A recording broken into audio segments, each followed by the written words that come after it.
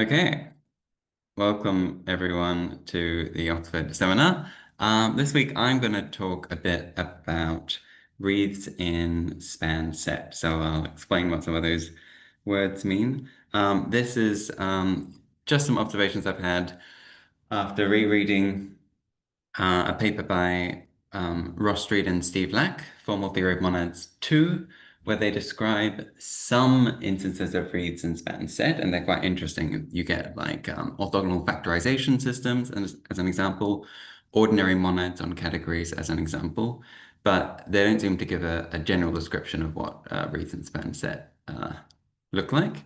And it seems like there are perspectives on these things that make them look like certain general notions of factorization systems or these sort of interesting double categorical structures related to work other people have done on cross modules as presenting factorization systems. Sorry, cross double categories. So I'll talk about some of my thoughts on that, but I'll start with like just an introduction to wreaths in general, and in doing so, we'll talk a bit about the Kleisli completion of a two category, which is sort of the natural setting in which to talk about wreaths. So this is my planned outline. So we'll talk about wreaths, talk about the Kleisli completion, and if we want to talk about wreath in span set, we need to understand the Kleisli completion for span set. And then we'll see if we can observe some relations between these things and factorization systems on categories, some examples of where these factorization systems appear. And then there's this sort of double category perspective on these things, which I'll introduce as well, if I've got time.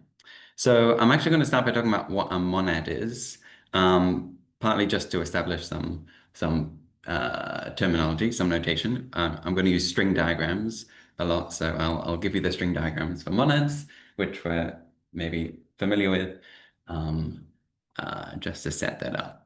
So a monad is, a monad on a category C is just some endofunctor along with some natural transformations, t squared to t called the multiplication, and identity on C into T called the unit.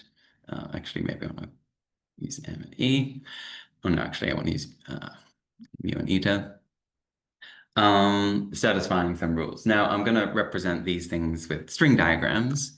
So string diagrams are sort of the dual of pasting diagrams. So we're going to represent this endofunctor, or this one cell from C to C. We're sort of going to take its the dual of this graph. And so now my objects are planes or faces in my graph, and I represent a one cell in this way. Now I'm gonna have my diagrams flow from right to left. So if I had a functor from C to D, I would write that like this. Now, can't tell if we're talking about endofunctors, but that's just the convention I'm used to.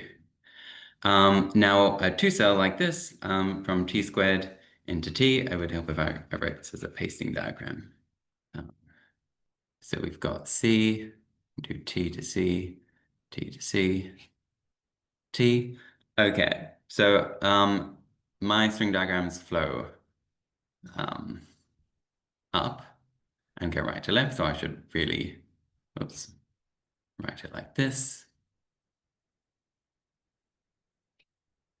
Okay, we've got this two cell mu flowing up. The dual of that picture looks like this. So we're going to have a mu from two copies of T to one copy of T.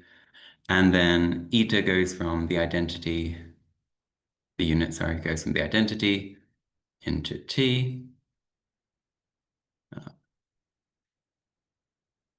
And so, well, we could write it like this. This is 1C, but the convention will be to just suppress identity functors. So I'm just going to remove this, and this is how I'm going to write my unit for the monad. And so the laws for the monad, yes? So the point of choosing this convention is that when you read top to bottom, left to right, the normal way to read in English, you end up reading it in the Leibniz convention for function application, that Yes. function comes before argument. Yes. So yeah, either you want to write your composition in diagrammatic order. I mean, yes. So instead of changing the composition to be diagrammatic order, we're changing the diagrams to be like the composition order. I mean, I'm doing this because this is how I first saw them, and I've not. So this is what I'm used Nice. to. But yeah, it does have that advantage. Right. So like if you've got FG is a string diagram, like the composite here is just FG. Right. Good. Um, right. Okay. And so the nice thing about these string diagrams is they make the laws that monads satisfy quite simple. So you've got, if you do a multiplication with a unit, then you can just these sort of annihilate and you just get the identity. So this is the identity, two cell from T to T, and same on the other side. Right, and yes, so the reason to do have the like diagram sort of flowing up is that again, when you read this, like when you read the two cell vertical composition, you're really top down. So this says that, mu after this is T, T eta is equal to the identity on T, right? And then you got your associative law says you can sort of multiply copies of T in the various ways of defining, ternary composition, like this, and like, oops, sorry, um, like this, agree. Right. Okay, that's a monad. And now we talked about monads as being, or I introduced a monad as an endofunctor in a category, but we can talk about monads in any two category, or indeed in any bi-category, right? All we need is a notion of objects, cells, and two cells.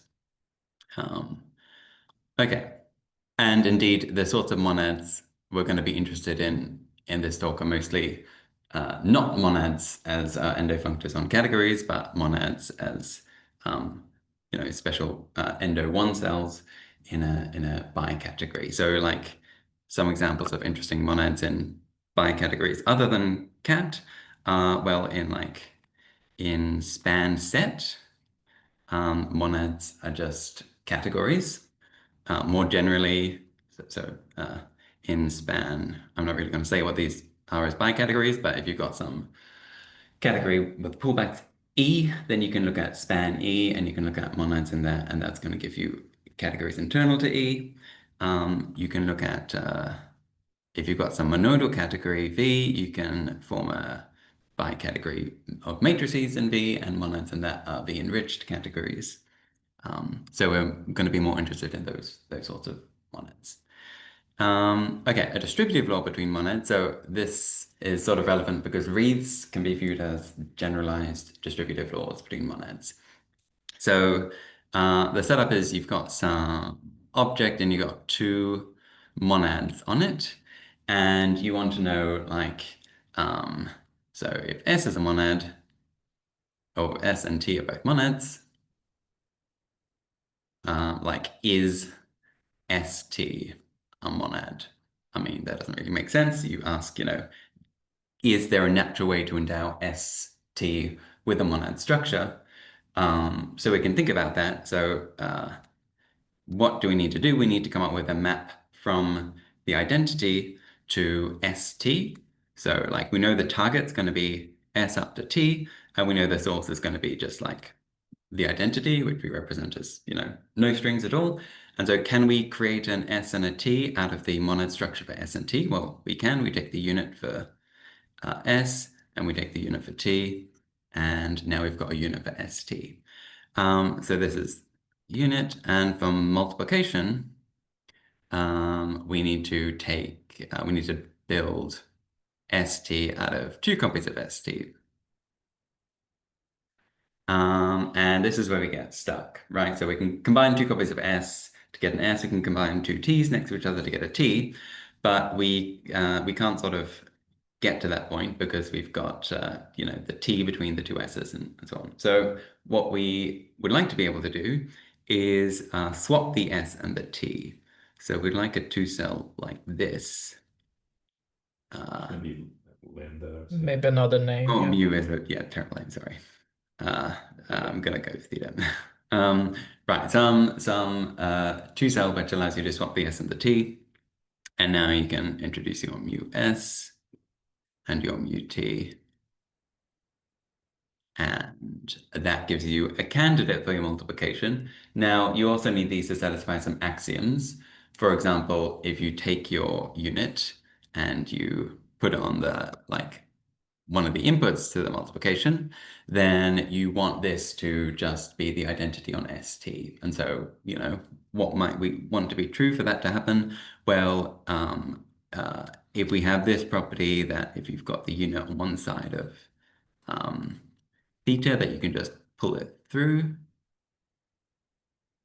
then that will allow you to pull this through and so on, and then you can just cancel out and you do get the identity on ST. So there are some extra laws that this sort of swapping operator needs to satisfy, and they're sort of the reasonable ones you'd expect. So that's a distributive law, and there is a direction to it, right? This is not necessarily invertible. It says you can do, there's a way from going from t after s to s after t. And so these come up,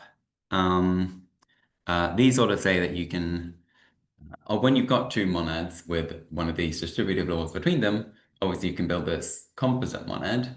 But this also sort of tells you how you can like view some algebraic structure as being composed of like two substructures. Like, so if you've got if these monads are given by taking a tensor product with a monoid in your category, so maybe we're in cat, we've got a monoidal category, or maybe we're in set and we've got a monoid M, then we know that this monad, we can sort of commute this monad with this monad if n is some other monoid, and that says that having a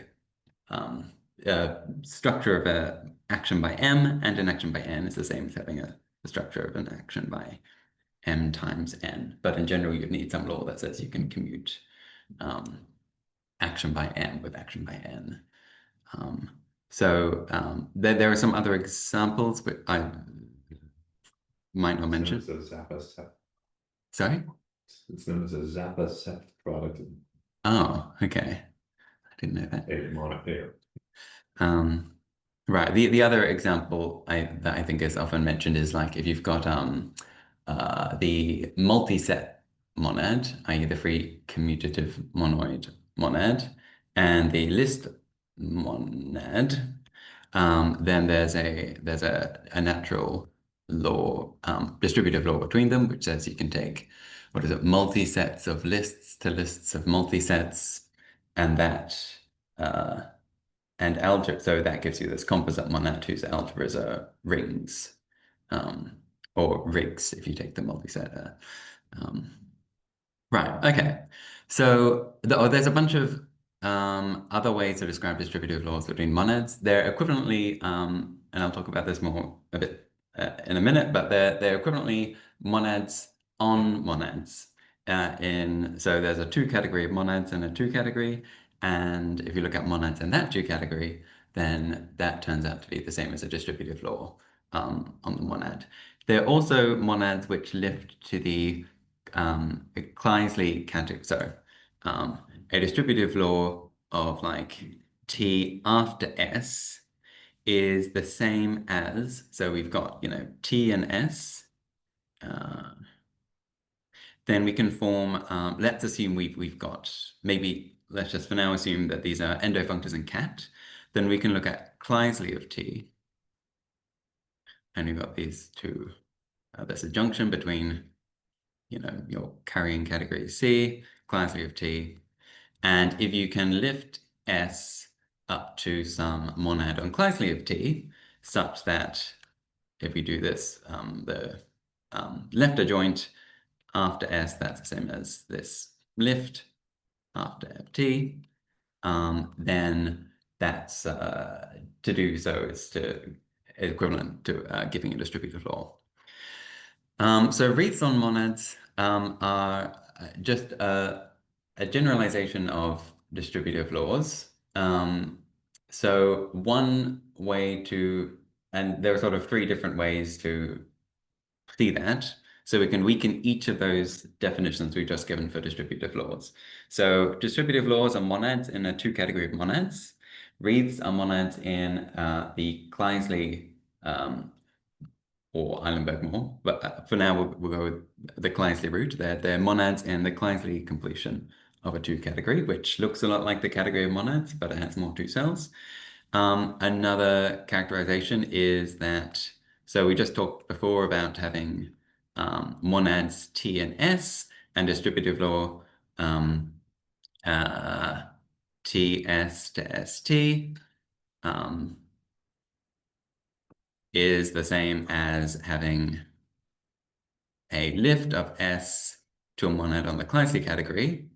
Well, if instead of requiring S to be a monad itself, you just say S is a endomorphism, and you want to lift that endomorphism down here up to a monad upstairs, then that's the same as a wreath.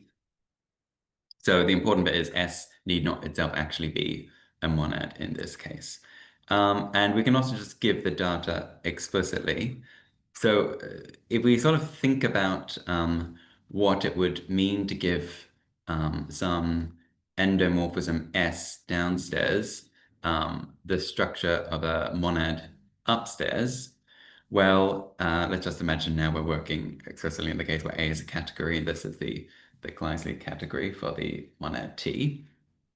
We need to give maps, Kleisli maps, the form S of X into S of X and X into S of X for each object X and A. And because these are Kleisli morphisms, these correspond downstairs to maps from S of X to T S of X and X into T S of X. And so that's the structure we get on the endomorphism S.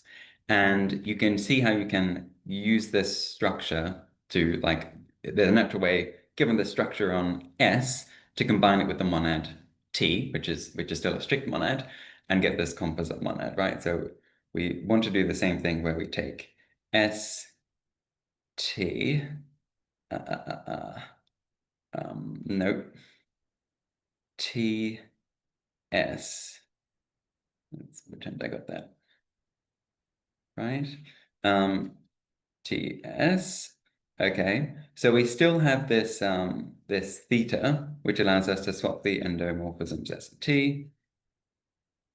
Okay, and then we've got mu T, because this is a literal monad. And over here, we've got this mu S. It doesn't give us an S, it gives us a T after an S. So we haven't got back to TS, but that's fine. We can just apply another multiplication for the monad T. And there we go. Right, so that's a multiplication. The unit is actually just the unit is this structure, right? We need to produce a TS out of nothing, and we can just take the unit for this Kleisli monad. Okay, so that's a wreath. I don't actually have any examples of wreaths in like between endofunctors in cat. I just don't know any, but we'll see how they sort of naturally arise from looking at the Kleisli co-completion of two categories in a second. Okay, so before I talk about that, I just want to briefly describe this two-category of monads I talked about before. So given a two-category K, I know a monad is just a lax functor. Well, it is true that a monad is a lax functor from the terminal two-category into K. And I can build a two-category of monads. There's sort of two things I could do now. I want some two-cell between M and N, and taking either lax or collax transformations gives reasonable notions. I'm going to take collax.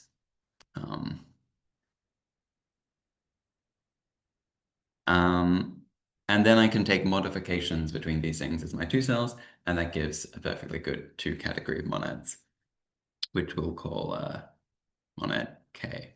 In like Steve Lack and Ross Street's paper, monad K denotes the one with lambda being lax transformations, which corresponds to the Eilenberg-Moore completion. We're just going to find it slightly more convenient to talk about the Kleisli completion, so that's why we're taking collax transformations. Right, okay, so we could take the time now to see that a monad in this two categories is the same thing as a distributive law, but we're not going to do that. So the Kleisli completion is a two category which looks a lot like the two category of monads. The Kleisli completion for K, the 0 cells and 1 cells are the same. But the two cells are a bit different. Now, there's various ways you can define the two cells. One way I kind of like to express them, which feels like a sort of natural thing, is that you can view a two cell. So if I've got M and N, well, I can think of a morphism between these monads as a morphism between the terminal two categories, i.e. a functor between these terminal two categories, along with a collax transformation filling that triangle.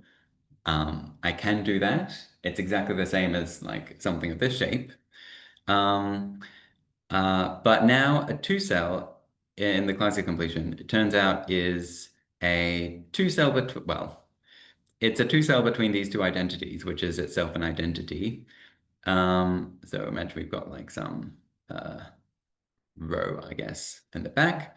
And then we can look at maps from lambda into not just row, but take this identity, whisker on the left with this monad N. Let's call this identity I. And then vertically compose that with row. And it turns out the two cells for the Kleisli completion are two cells of this form. Now, there's something sort of wrong with that. If you whisker a transformation with a lax functor, you don't get another transformation, lax, collax, or otherwise. Instead, you get what's called a module.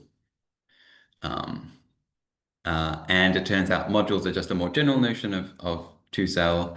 Any lax transformation can be viewed as a module. So you can compose these modules. These are all modules. And this two cell here is not a modification. It's something called a modulation between these. So it turns out these include all the modification two cells, i.e. the two cells for the monad two category, but they're more permissive. And if you like, we can. So this bit here is sort of explaining why we get these Kleisli morphisms, these T's coming up in front of the multiplication for the wreaths that we saw before. Anyway, so we have this other two category. Wreaths are monads in this two category. And this two category, it's called the Kleisli completion because it is indeed the completion of this two category under Kleisli objects. And if you want to compute the Kleisli object for a monad in this category, i.e. a wreath, well, so you've got some wreath, i.e. structure like this, T and some S lifting to the Kleisli object, then the underlying Kleisli object in the Kleisli completion, and remember all the objects in the Kleisli completion of monads, is just this composite monad you get here. Okay, so this sort of composition of this distributive law corresponds to the Kleisli objects in this Kleisli completion. Okay, so that's Wreaths in general. But I said we wanted to look at Wreaths in span set. So we're going to describe the Kleisli completion for span set and then see if we can understand what the Wreaths in that thing look like. And one reason I think that might be interesting in the first place is I said that um, monads in span set are ordinary categories. So and Wreaths are sort of like distributive laws. Well, um, distributive laws generalized distributive laws between monads. So we might imagine that we sort of get something like two different categories and some interaction between them. Um, okay. Right, so the classic completion for span set. Now, we sort of introduced the classic completion as a completion of a two category under under Kleisli objects. I guess I haven't actually said what a Kleisli object is, and I think I just won't, but the Kleisli categories in cat have a universal property, and Kleisli objects are just, things in some arbitrary two category which satisfy that corresponding universal property. Okay, the Kleisli completion of span set. This is not naturally a two category, but it is equivalent to a two category by this clever trick that's introduced in the formal theory of monads paper. So I can view, if I've got a span between x and y, I can view that in the following way. It's really just a choice. So I can look at each x in x, and corresponding to each such element of x, I'm going to get some subset of A, which is, okay, let's insert some names of these morphisms, which is just the fiber over x. And so to each object in x, I get one, a set, and two, like a map from that set into y. Right, so it's a set over y. Now, one way to describe such a thing is it's a map from X viewed as a discrete category into fam of Y. But again, Y viewed as a discrete category, right? Which is sending the element X to the functor AX into Y corresponding to the function between the sets. Okay, sorry. Yeah. Right. So, how is that helpful? Well, we've shown, by this method, we observe that span set is equivalent to,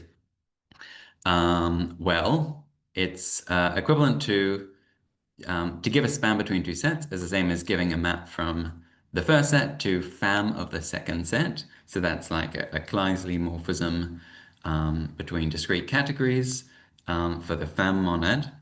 But by the universal property of fam, this is the same thing as a coproduct preserving map from fam of x into fam of y. And so fam is not literally a strict two-monad. It's pseudo in a sort of weak way. So if I just took the Kleisli composition, I wouldn't get a strict two category.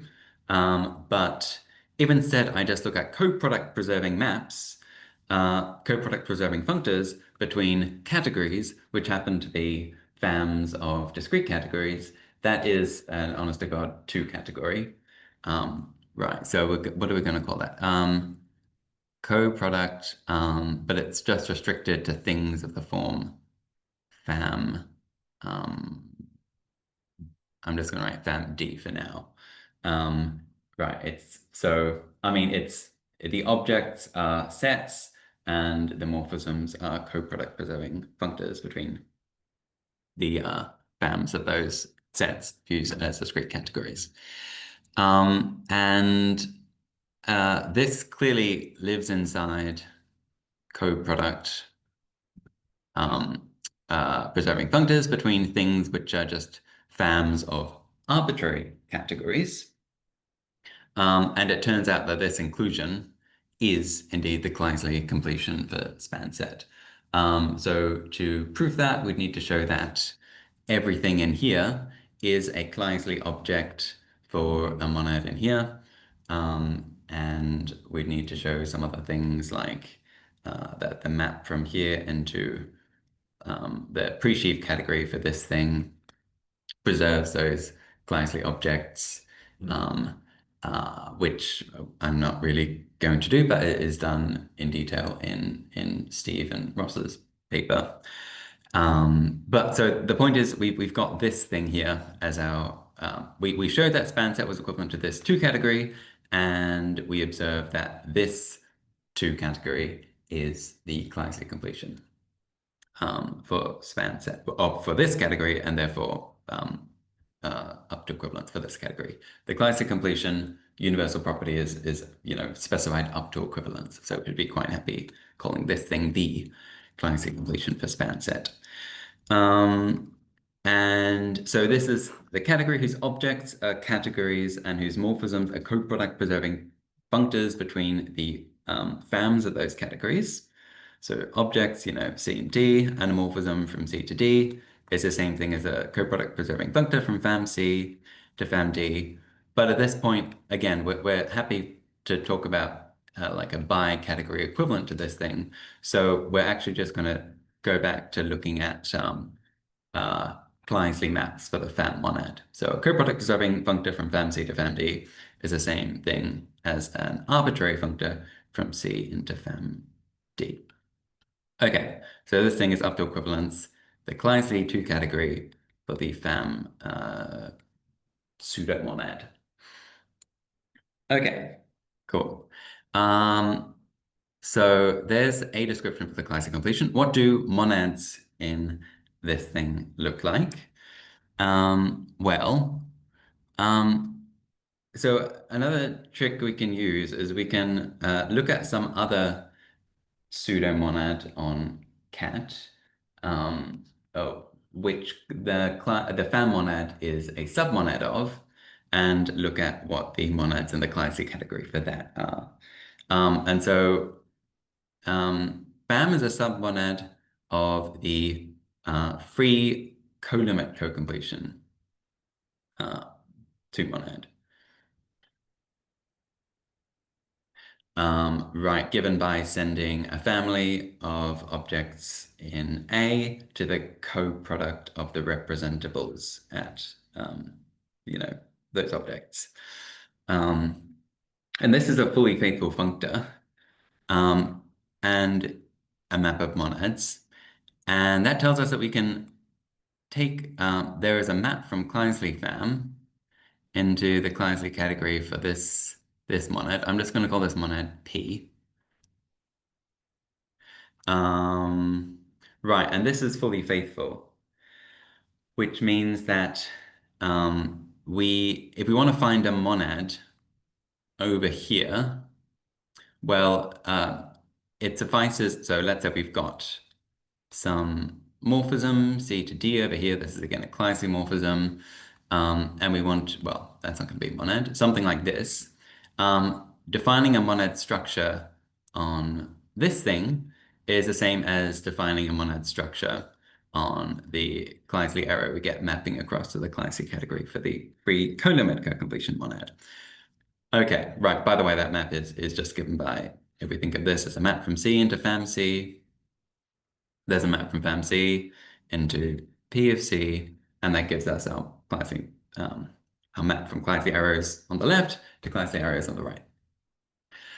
Okay, what's the point? Well, the point of doing this is that we know what monads on the right look like. We know what monads for in the Kleisli category for the free colimit co-completion look like, because a Kleisli arrow for this monad is the same thing as a profunctor, right? So if we've got a map C into a Kleisli map from C to D, that's the same thing as a map from C to D op set, and by currying or uncurrying, I forget which is which, we can get something which looks like this, which is precisely a profunctor. Now, this is maybe not So a map from C to D is what some people might call a profunctor from D to C, depending on your convention for profunctors. But we get a profunctor. And so we're asking what are the monads in Kleisli for this two monad, which is the same thing as asking what are the monads in prof. And monads in prof are called, Not the same thing, but it can be, it's a special case of, right? monads in this thing are promonads. Yeah. But yeah, so right, we want to find out what monads in Kleisli fam are. And the point is that they're endomorphisms with a monads. It's equivalent to say they're endomorphisms in Kleisli fam, whose inclusion. Monads, Yeah. I guess the point is like this map like creates monad structure or something on endovectors. Right. So this is the claim is this is a fully faithful. yes. Yeah. Right. So yeah, the monads over here are promonads. Monads over here are just like a subset of special promonads, right? They're precisely promonads whose Kleisli arrow factors through this inclusion of fam into P of C. Okay, so I'll say a bit about promonads and then about what this condition of factoring through this map gives you.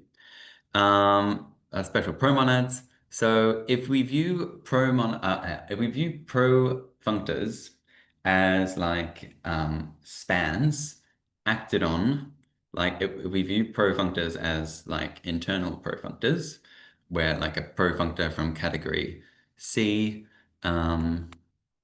to category D is where I'm viewing these as all internal notions, is some span between C0 and D0, along with actions on the left and right by C and D. Then what does it mean to be a promonad? Well, in this case, we've got an endo span. And we've got in particular like a unit map, right, which goes from um, this into, is that?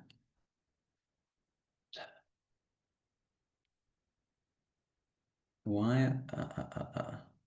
That's not right. Sorry, no. You got a map from C1 into P, which is saying that there's a map from all the morphisms in C into, so if we view these as like heteromorphisms, which happen to go from C to C, then this says every actual morphism in C can be viewed as like a heteromorphism in a particular way that respects a composition. So I'm trying to give some vague idea for why it is true that a promonad on C is the same thing as an identity on objects functor from C into some other category D. Okay, the idea is that this promonad or this endoprofunctor ends up having to have the property of defining a category structure on C0 and also admitting this map from the original category structure on the set C0. So promonads are equivalent to identity on objects functors. Okay, so we know that a wreath, well, this tells us that a wreath in span set can be viewed as a special sort of identity on objects. So a wreath on a monad in span set, i.e. a wreath on a category, is a particular sort of identity on objects functor out of that category. Now, what was the other condition? Oh, and maybe I should just point out how we get back to our Kleisli morphism from this identity on objects functor between categories. Well, I need to, corresponding to this identity on objects functor, give you a map from C into C op set. And the way I do that is I map an object C into D I blank I of C. Okay.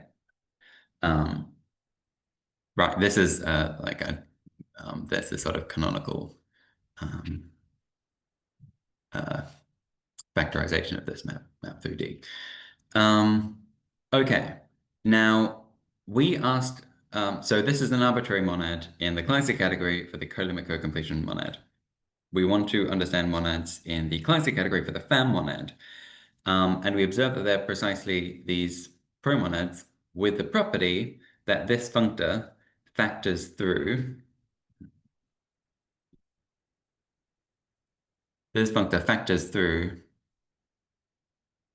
fam C. So what is that saying? Well, fam C lands in coproducts of representables. So we're asking that for every and it's fully faithful. So we're asking that for every object C, this thing here is a coproduct of representables.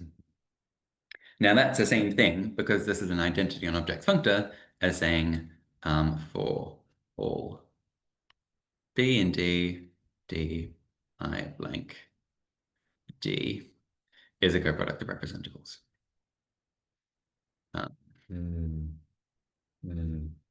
Okay, right, and there's the next, right, so watch, yeah, these functors have a few names and some different characterizations.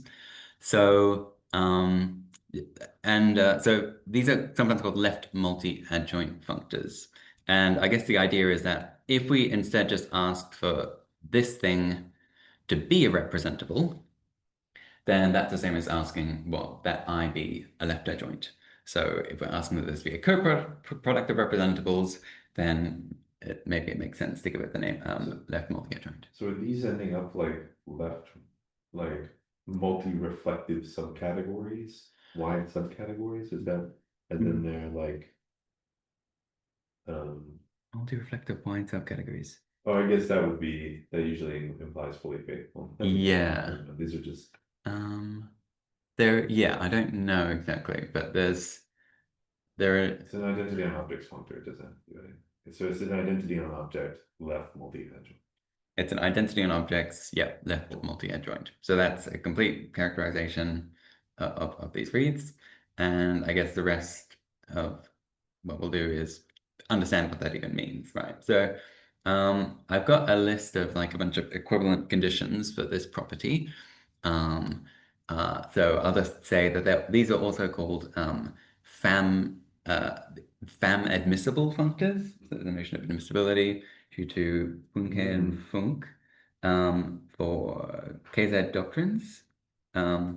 And this is equivalent to that property. So it's the same as saying that fam of I is a left adjoint. It's the same as saying that functors into coproduct having categories admit certain nice left extensions along I. It's the same as saying that I factors, so every functor factors as a discrete dot vibration after an initial functor. Functors with this special property, more of a factor as discrete dot vibrations after left adjoints, just special sorts of initial functors. But the most useful characterization of these functors is that they are functors with the property that every morphism from of this form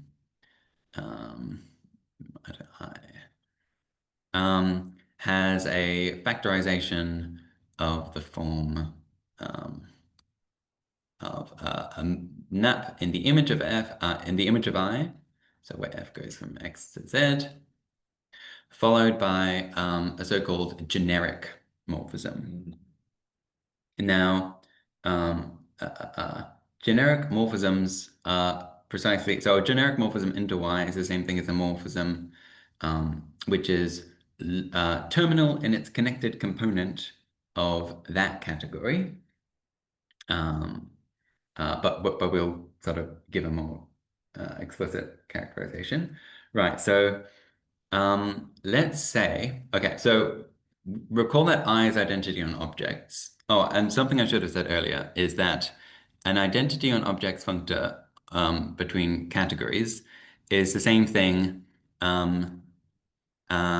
as a category enriched in set to the arrow, right? So the point is we've got, for each pair of objects, two different hom sets between them, one coming from C and one coming from D. So we've got that gives you like your enrichment in set squared, but moreover, there's a map from the C hom set into the D hom set. So that gives you your arrow. So we're gonna So just to sort of check my understanding here, when you say like that the generic thing, or like a little bit down below, oh, you said the generic is a terminal object in its connected component. in its connected component. If I had a terminal object simpliciter, then I would have an adjoint for every point. Right? Yes. And so the set that I'm getting of the indexing set of the coproduct that indexes the coproduct of representables would be the set of connected components of this slice. Exactly. And that's why I get for every object I have the G is presumably the terminal object and the connected component of that object Ix to Y. Yes, exactly. And so I really ultimately have that every connected component has a terminal object. Those terminal objects are called generic ones. Yes. Yeah. I mean, there could be multiple, but yeah. Cool. Right. Yeah. The idea is like if this was like a left adjoint, if I were a left adjoint, we know we could always factor it through some map, the transpose, right? U of Y, right? Right. And we are doing that here. It's just that the U has a further index, and that index tells us which connected component our original F. Exactly. Yeah, yeah. There's not one U of Y for all Fs, right? So there's a bunch of different co-units into Y. Yeah, like generic morphisms. Is a local co-limit of the Exactly. Yeah, yeah. Yeah, yeah. Cool. Okay, so here's another characterization, and to describe this, I'm going to use the following notation. So in a category enriched and set to the arrow, I've got two notions of morphisms, and I'm going to write the left class, the ones in C, as just ordinary arrows. So this is C, and if the morphisms in D, I'm going to write as these wiggly arrows, and I'm going to call these loose and tight, which is terminology used in other places to mean other things, but I think it feels appropriate here. Okay, so the generic, a morphism is generic.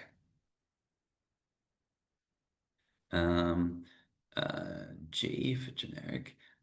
G is generic if for any I'm just going to say this in words and not write it down.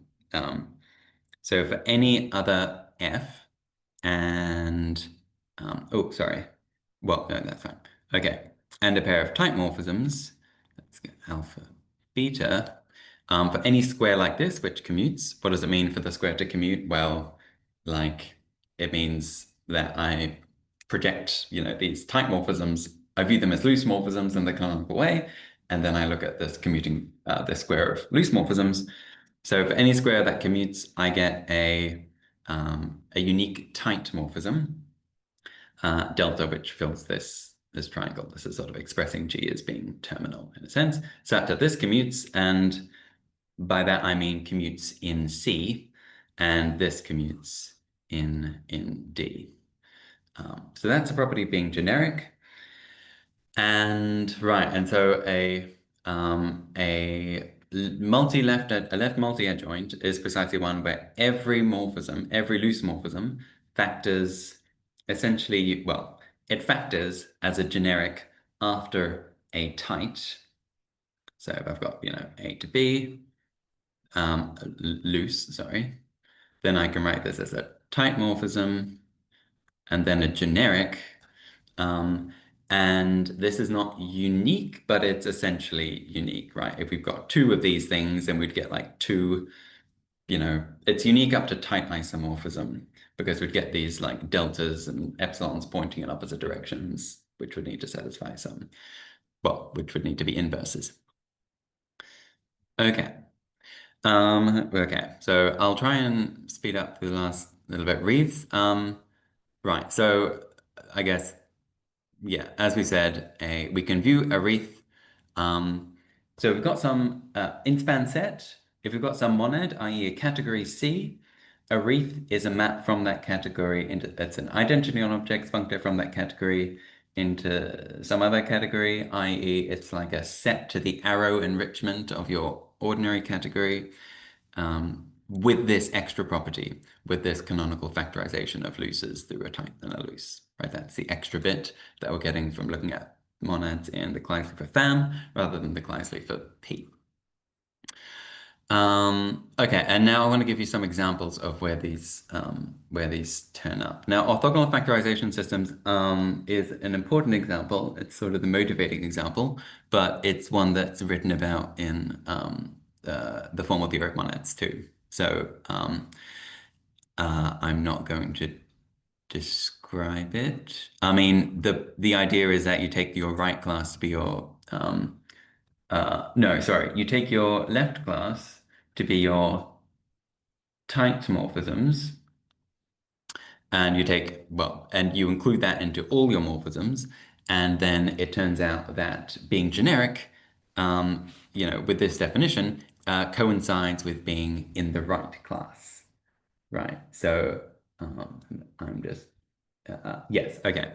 So if you have an orthogonal factorization system where you view your tights as your left class, then your generics coincide with things in your right class.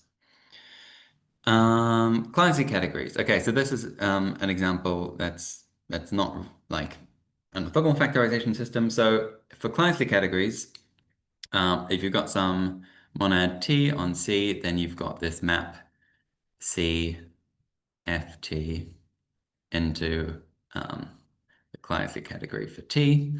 And this thing is an identity on objects functor, right? And it moreover has this property that, I mean, this is a left adjoint, right? This is a left adjoint identity on objects functor.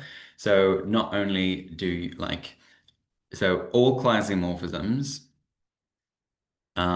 factor through the same, the same generic, right? There's this canonical map TB into B, which is, given by the identity on TB in the category C. And so if you've got some map like this, which goes from A to TB, then you get a free map. So I'm gonna now write my Kleisli morphisms as these zigzag things. And this always factors as like a pure map or a free map from A to TB. The generics are given by, this map, which is the co-unit for this adjunction. Right. Now there's this, I think there's an interesting story here about how this connects to thunk force, yeah? No, go ahead. Okay, thunk force categories. So thunk force categories, you sort of start with the category with this comonad and this your problem is sort of starting with Kleisli of T and seeing if you can recover from just some of the data that you have in the Kleisli category, the original monad on C, which produces it. And it's not possible in general, but it's sort of, but it is possible in if you can keep this distinction between your tight maps and your loose maps. So the thing is that there are these, I don't remember which is a thunk and which is a force, but there's this a not necessarily natural transformation as part of your data of a thunk force category. And the point is that it isn't natural over all the morphisms in your thunk force category, but it will be natural over your tight morphisms.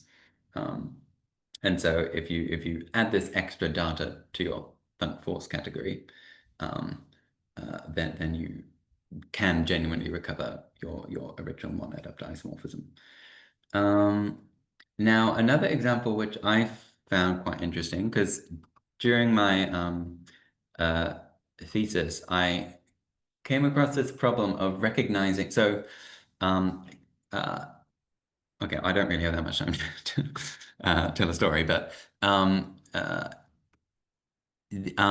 Kleisli categories are instances of Grothendieck constructions, right? So you can take a Grothendieck deconstruction for some functor into cat. I mean, often, it's C op and there are various Grothendieck constructions you can take. There's the lax colimit and the op-lax colimit. So you do this typically for pseudo-functors and you get a fibration. But you can also do this for lax functors, right? There's a natural way to define the Grothendieck construction for a lax functor. And in particular, if you have a lax functor from the terminal category into cat, which is the same thing as a monad, then you can take its Grothendieck construction, and that will give you the Kleisli object, the Kleisli category for that monad. Now, you don't, so here you can sort of recognize which morphisms are equivalent to Grothendieck constructions for pseudo-functors. That's not really possible. And moreover, if you've got the projection from the Grothendieck construction back down to C, you can recover the pseudo-functor up to equivalence, right? There's an equivalence between pseudo-functors into cat and fibrations. That's clearly not true if you have lax functors instead, right? If you take the Kleisli for M, you do get this nice map down to 1, but you can't recover very much from that map. So in particular, you're never going to get the monad back. You can't tell, like, for all you know, this could have been the identity functor at some, at the category, which would be Kleisli M for some other monad M. Not all functors appear as Grothendieck constructions for lax functors. Clearly, all fibrations do, but things besides fibrations appear. And you cannot get back your lax functor that you started with. However, you do get this natural factorization. Well, it's a weak notion of factorization system on your lax colimits of lax functors, which is analogous to the Kleisli category. You get a notion of pure morphism or free morphism, and you get notions of generic. So if we go to the Kleisli category example, right, your lax functor M picks out a category, C, and it picks out a monad on C, and the corresponding identity on objects functor you get is this one. And that's more of a left adjoint. Now, if you do the same thing for some arbitrary lax functor from a category C, well, an arbitrary lax functor in particular picks out for each object in C a category. And the Grothendieck construction is the lax colimit, which means that if you've got which means it comes with a bunch of functors from PC1, PC2, and so on. Plus, there are these,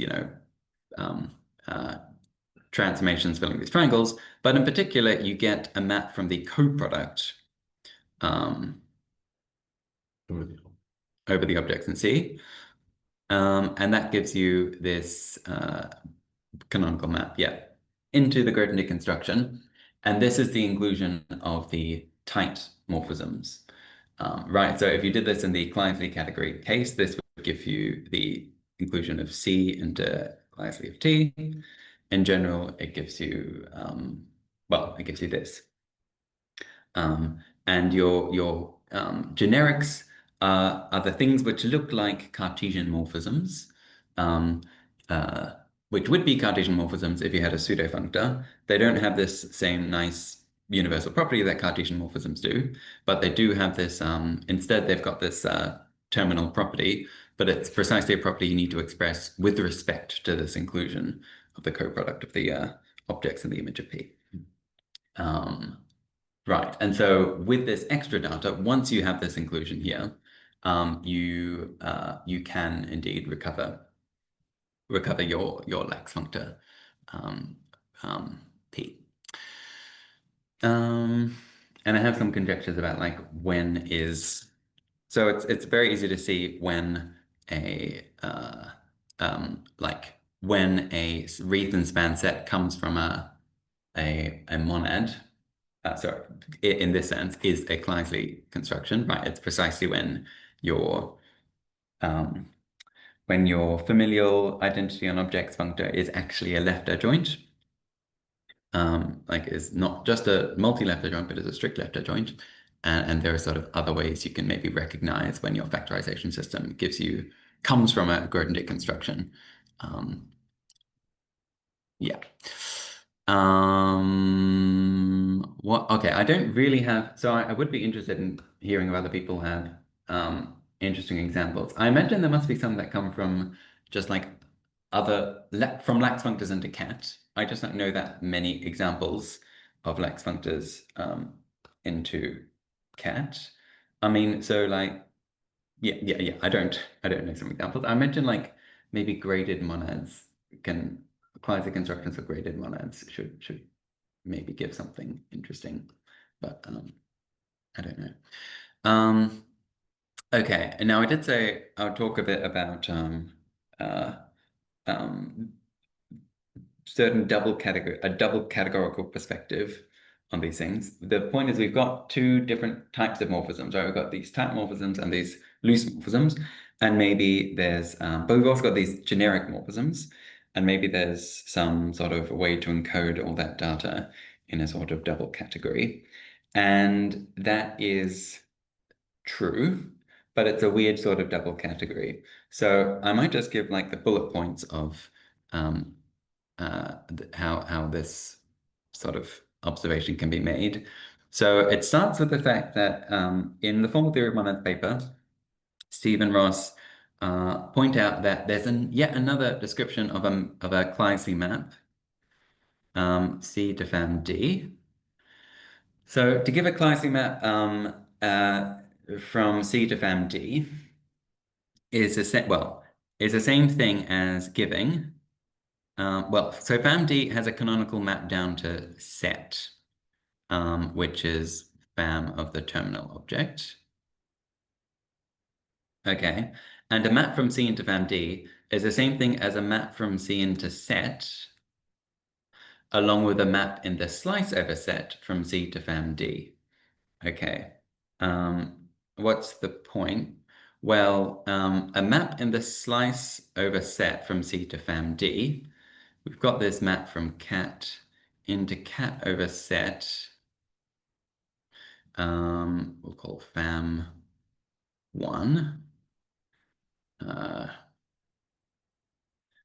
And this is just domain, I guess. So this map so this morphism here is just the image of this canonical map from cat into cat over set. And this map has a left adjoint.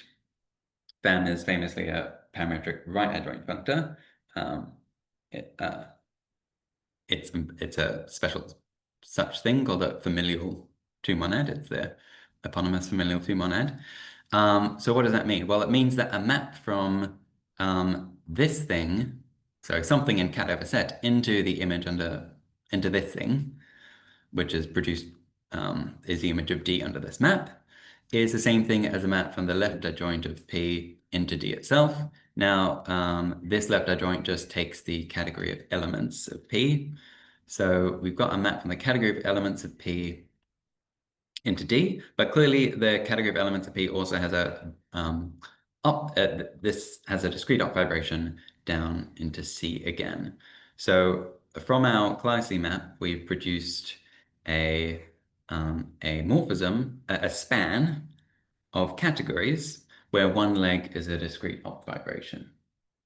Okay, so that's yet another way of presenting these Kleisli maps.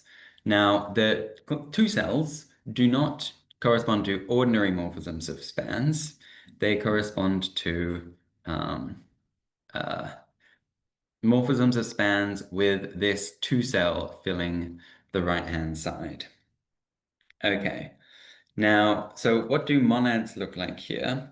Well, we've got a category which looks a bit like span, but now we're talking about spans of categories, and monads and spans of categories are double categories. But we've got this two cell, we're allowed to have these two cells in our morphisms of spans. And so we don't quite get double categories. We get, so there's two differences. One is this two-cell turns out to sort of weaken some of the structure of a double category. But also we've got this property that this map here is a discrete up vibration. So that's a sort of stricter condition that on double categories. So I'm calling these discretely right fibrant. So right fibrant, I think, is well-established terminology. Discretely right fibrant, the point is, now why right fibrant, where the vibration is on the left? Well, this is actually the target map, and this is the source. Remember that this is a profunctor sort of in the opposite direction to what you might be used to. So if we write these in the usual direction, this will be like the map on the right. So they're discretely right fibrant and left wobbly. So double categories. So I'll just quickly say what like these mean in practice. So the left wobbly bit says, yeah. By the way, this definition has appeared in Stefan Miloslav's thesis. Yeah, okay, I know there is a paper by Stefan Miloslav, uh, factorization systems in double categories. Yeah, in the thesis, I think this exact definition Oh, with the okay. wobbly one, with the Oh, wobbly okay, worked okay, out. okay. Yeah, I recently found it Okay. like last week. I should. Sorry, I should maybe. Oh no, ping I mean, that to I you. should have. I should I probably. sent an email to Yeah. Evan and Michael on it, but Oh, yeah, okay. it's worked out quite explicitly. Okay. And it's complicated quite explicitly in the paper. Oh, okay. Like the wobbly bit and the discretely right fibrant. Yeah. Okay, cool. Okay, well, so there may be some other. It's almost called this, I think, something. Not Okay. wobbly. I think it's called codis like domain Yes. discretely domain fibrant codomain collax, I think is what Oh, okay, yeah. Codomain. codomain collax. This is codomain discrete. So codomain discrete. This is codomain discrete And domain lax. yes, right. Yeah, because wobbly is like wobbly sometimes means pseudo, like which would correspond to this being an invertible two-cell. But this is not. So I guess I'll just so that's good to know. The point is that these are double categories, which so discretely right fibrant says that if you've got a picture like this, so you've got some morphism. Which way does it go? Like this, okay. For every like corner in your double category, there is a unique way to complete it to a square with something filling it. So that's a discretely right vibrant part. The left wobbly part says that if you take two loose morphisms and you compose them, even the way you write this out is sort of weird. So this is the composite need not literally be Z, some Z bar. These are not equal. They're not even necessarily isomorphic. There's a canonical tight morphism between Z and Z bar, which satisfies some sort of fairly natural properties. So maybe I'll just quickly say how you get one of these things from this span, from the set to the error enriched thing, and then I'll stop. So if you've got like one of these, then you take your objects for your double category, for your discretely right vibrant left wobbly double category to be those of C. You take your tight morphisms to be those of C. And now for the loose morphisms, you have a pre-sheaf on C, which sends C not to the set of well, not to all the loose morphisms, not to this thing, but to all the isomorphism classes of the generic morphisms into C, which is the same thing as the connected components of this thing. I don't this thing 0 or whatever. So right. So you take your category of elements of that thing to be your loose morphisms. Right, and that, so let's call that L, and so that's a functor from C to set, so we obviously get, I'm gonna call it G. So we obviously get a map from G down into C, which is a discrete up vibration, and we need another map down to C from this thing, and that's given by, so for each, I'm taking this map to isomorphism classes of generics or connected components of looses. I just pick a generic in that connected component, look at what its domain is, and that's going to give me my other map down into C. Okay, right. Right, okay. And then if I want to recover my category D again, that's essentially, I take the category of corners. Well, if I take the category of corners for this thing, which freely adds companions to my double category, this isn't originally defined for these wobbly things, but there's a sort of natural way to do so. Then it turns out will give me a double category of a strict double category of companions, right? Even though we've got this wobbly thing to start off with. And a category with companions, more of a chosen companions, is the same thing as an identity on objects functor between categories. And that's how we get this correspondence between those two notions. Okay, I'll stop there. Sorry. Yeah. Are there any questions? You can put them in the chat if you have them, or you can just Yeah, awesome. It's in I'm not sure that the actual full result is going to deliver, but Weber gives this notion of cross double category, which is a double category for which one leg, I can never remember my left and my right, but one of the legs is a vibration in that case, and there's a few conditions on the rest of the structure that play with the vibration, and then you take this category of corners, and this sort of freely adjoins companions. And so this is a very similar sort of thing, except we're doing a discrete vibration. Yes. Yeah. And as a result, we're getting something stricter. Yes. And then you also you say, oh, and also we're loosening it up in the sense that it can be wobbly. Yeah. But we're still there. You're still interpreting it as we're adjoining companions. Yes. And yeah. Yeah. Now, the definition of which companion scares me because every time you take a composite, you end up putting a whole other object in there. But have you written that down? No, I mean, so or like sketched it out on you. I've written, so I shouldn't maybe call it freely I adjoining. would like to see that. Maybe what I'm really asking is, can I see the definition of companion you're using? No, because I don't have one. Okay.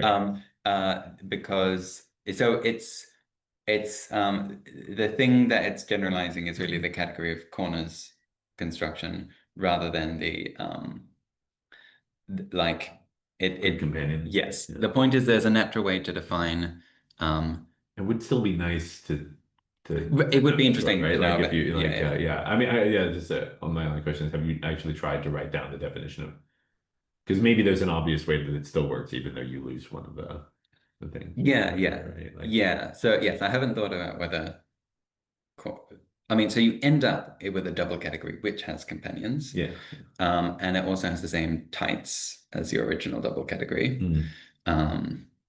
original thing. Right.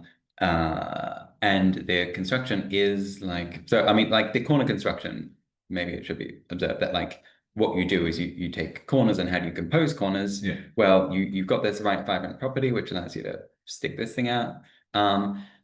So that's important. But then the other bit is that you've got these two looses, and so there's some other thing you need to do. Right. You've got this extra type, mediating type, that you need to add here. Yeah. So it's a little bit more complicated, but yes, maybe there is a good notion of companion here, which yeah, maybe.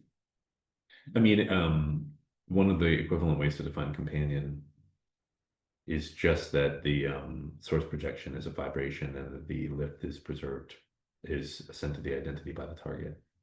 Source projection is a vibration. And the what? What's the other bit? And that the lift of that vibration is sent to the identity by the target. In other words, the target of the I see. the identity. And so it seems like maybe the definition is simply that you already have assumed that, except that you did not assume that second part. Right. So the only difference is you know what I mean?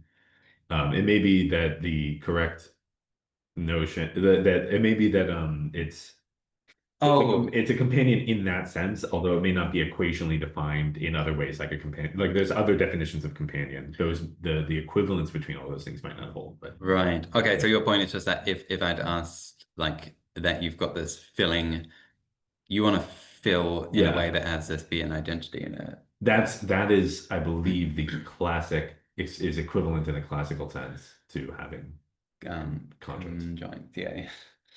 Right. I mean, it is weird because that's saying something about conjoints, whereas you end up with something with companions. Do you really? Right.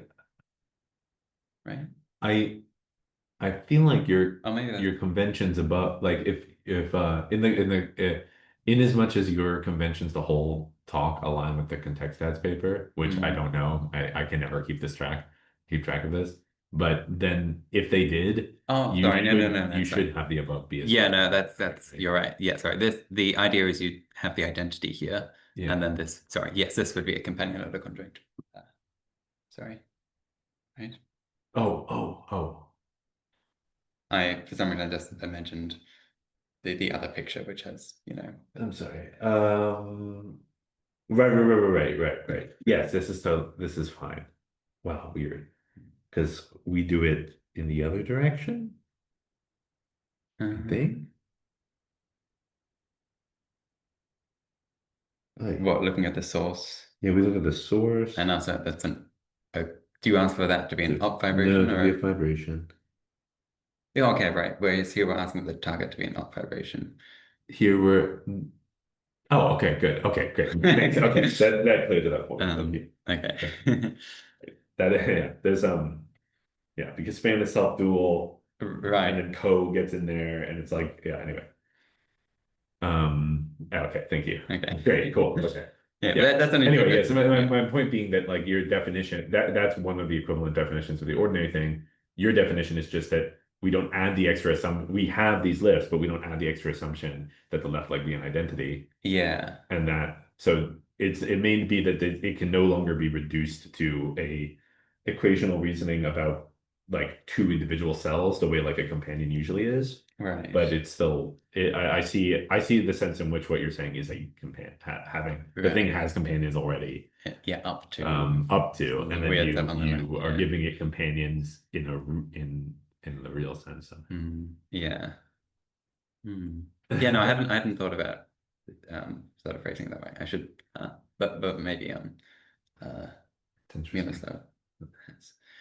Yeah, I should read that more closely. But I don't think that too much of the story is still there, but I think the definition is. Okay. Which is cool. Okay. But I haven't read it close enough, so just that's really cool stuff. Very, very clean. This also one nice thing is that halfway through your story, sort of explained to me something that I'd always been confused by, which is this why familial monads have these generic factorisation systems. Right. generic prefactorization system, and sort of you explain Oh, that, as in right? having like multiple generic. Yeah, I mean what it is maybe an interesting perspective that it's like being a left adjoint, but you instead of having Yeah, a single co-unit, you've got like a bunch of co-units. yeah, yeah. Very cool. Okay, are there any other questions? No? Okay, I'll end the recording there.